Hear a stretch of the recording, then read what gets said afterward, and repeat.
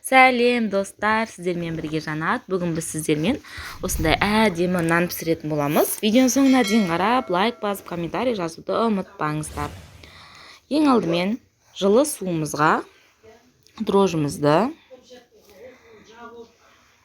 одан соң тұзымызды, қантымызды салып араластырамыз.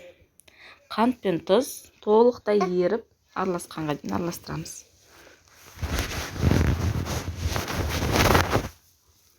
Одан кейін сұйық майымызды құямыз.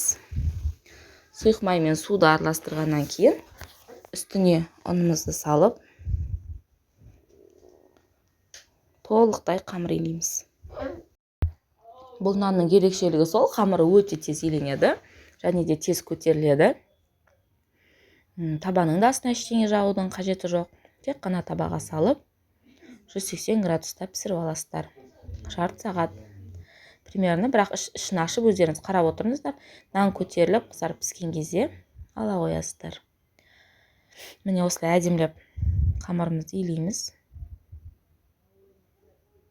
Қолға жабысып жатса, ешқандай қорқудың қажеті жоқ. Міне барлық жағынан тазалап, илеп болғаннан кейін бетін жауып, жылы жерге 1-2 сағатқа қойып қоямыз. Көтерілген қамырымызды алып, осылай табаға салып, бір текті жан жаққа жайып шығасыздар. Домалақ таба болса да, кәдімгідей табанан болып шығады. Осындай 4-5 табаға салсаңыздар, булканан сияқты болып, осындай болып шығады. 180 градуста жарты сағат пісіріп аласыздар қызарғанға дейін. Міне осылай өте тез алынады. Біздің нанымыз дайын. Қазір кескен кезде көрінісін көрсетемін. Міне іші осындай әдемі болып піседі. Видеоның соңына дейін қарағандарыңызға рахмет. Үйлеріңізде жасап, отбасыларыңызды қуантыңыздар. Лайк басып, комментарий жазуды ұмытпаңыздар. Ас болсын.